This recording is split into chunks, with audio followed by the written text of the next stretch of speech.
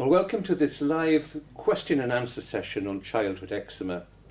This is taking part with National Eczema Week, and it's being run with the Nottingham Support Group for carers of children with eczema. Now, I hope you can hear us, but remember that we can't hear you. And we're doing a number of topics. The topic we're about to tackle now is eczema and school and nursery. And for this session, I'm joined by my colleague, Nurse Consultant Sandra Lawton, and my paediatric dermatology consultant colleague, Dr Jane Ravenscroft. Welcome, Jane. Thank you.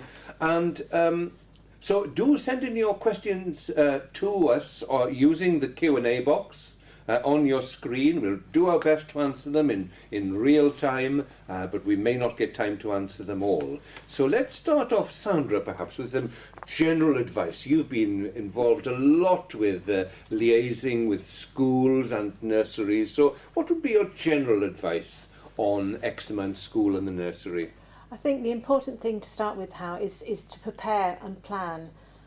So ideally have a meeting with the nursery or school prior to them actually starting, so that they understand the needs of your child, that they've got eczema, and how their eczema affects them, both from a sleep point of view, from a practical point of view of using creams, and of what things make their child's eczema flare. In schools, in nursery and schools, common things that make eczema flare are extremes of temperature, dust, sitting on school carpets, messy play, wet things, in nursery especially, messy play in water and sand, etc. So it's having that discussion with the school or nursery. There is an excellent pack that the National Eczema Society do, which you can download from their website, about eczema in schools, that I encourage parents to use as part of their conversation. And I think it's important that everybody understands that eczema isn't a trivial condition, and that needs to be highlighted, because it's often dismissed as, oh, it's only eczema. So having that dialogue and that discussion initially. Yes, there's a discussion and preparation. And then on this theme, a heartbreaking comment here. Other parents have told their children to avoid mine as they could be contagious. Oh. So what's your advice there, Sandra? I hear that story commonly. I've had children not have party invites because of their eczema. I think the important thing is actually, for some children, I've had children do assembly. I've had children write stories about their eczema. So it's being open and honest with the children in that class. Do you engage with the teacher then to explain and educate about eczema? Because it's very common, isn't it? 1 in 5 children. The eczema pack from the Eczema Society has very good information about those issues, about interacting and linking it with the curriculum. But it's not only our children with eczema that have problems at starting school, is it? It's because of their ethnicity, of their how children perceive, and the pressures we have on body image these days. So, as well as eczema, there's lots of other issues that the teachers have to deal with, and school nurses are becoming more involved in that sort of aspect as well. So talking, there are practicalities then at school. So there's a question here: the school does not have time to help my child apply their creams. And I've got another question from Amanda here. My child will not use his topical eczema medications in school. What can I do? So this business of school versus child, where are we with the rules, if you like, Sandra? Well, lots of teachers say they will not apply creams to children. And if they're very severe, then obviously we need to have a plan in place. I encourage children, even before they've started school, with obviously parent support. Children will not initiate their own treatment plan, but you can make it fun with stickers and having creams on. So I encourage children to start learning how to apply their creams at a very young age. I had a little girl in my clinic last week that wasn't even at nursery, and she told me how to apply her creams correctly, and she told me that her mummy was doing it correctly.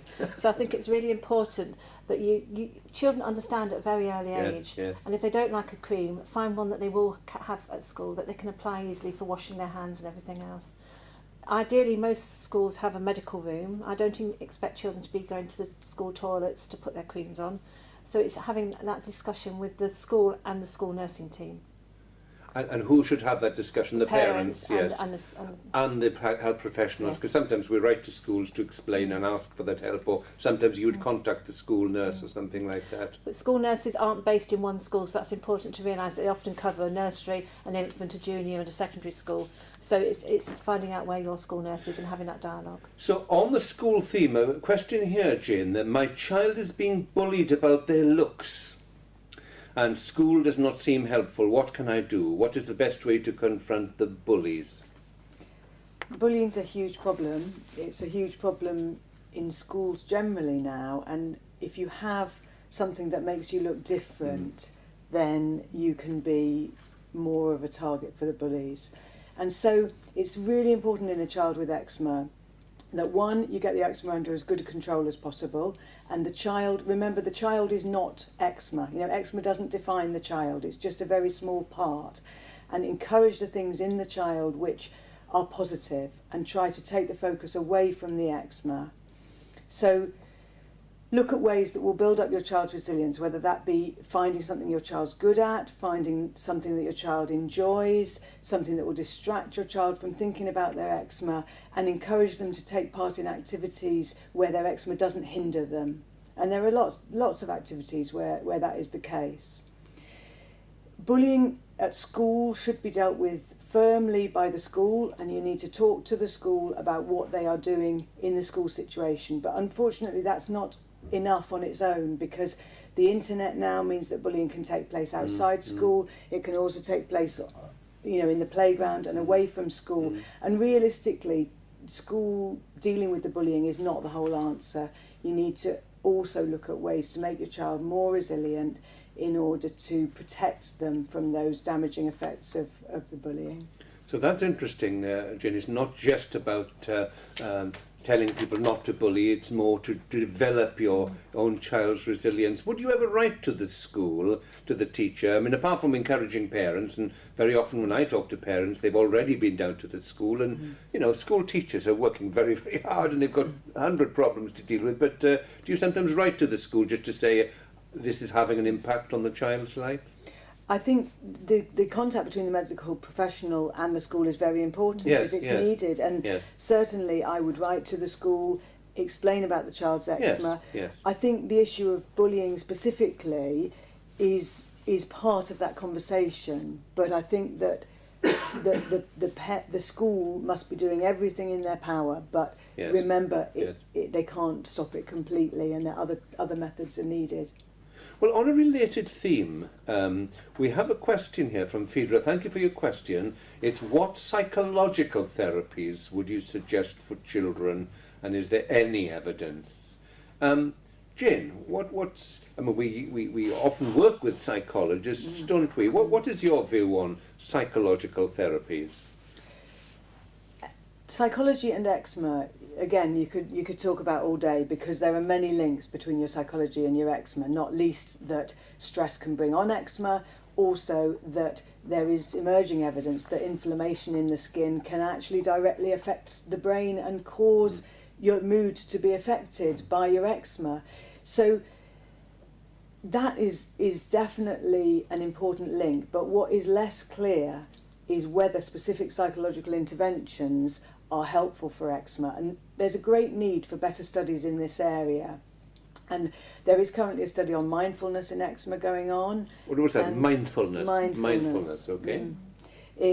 And there have been some studies looking at specific psychological techniques, whether that be habit reversal or cognitive behavioural therapy, but they're not of good enough quality to be able to say that they are definitely effective. So it's not that they don't work, it's that the quality of the study so far, although promising, aren't strong enough to make them mainstream treatments. You know, you mentioned habit reversal. Jim, what is habit reversal? So habit reversal is a type of cognitive behavioural therapy which is specifically directed at itch and scratch. So the idea is that scratch becomes a habit, and that you can break that habit by bringing it to the conscious mind. And the way that can be done is things like having a counter So a person can be given a counter button, and every time they scratch, they press the counter button. And that will identify that you are scratching. And once your mind knows that you are scratching, then it can be possible to reduce the frequency of that scratching because it's become a conscious behaviour. And habit reversal has shown some benefit in eczema, but with all these psychological therapies, the best evidence is that they should always be used in conjunction with medical treatment to get control of your eczema. Not instead of, as well as. Not instead of, because on their own they're not enough to get the skin inflammation under control. So that's very interesting. And I often hear parents telling me, say, well, he or she scratches a lot of the time out of habit. And it's about registering that habit and then finding alternative behaviours and rewarding those. Well, that is very interesting. Thank you both very much for this practical session. So our next two sessions are on eczema and seasons and the weather, and then another session on just practical tips for living with eczema. So we'll take a 5-minute break now and be back with those sessions shortly. Thank you.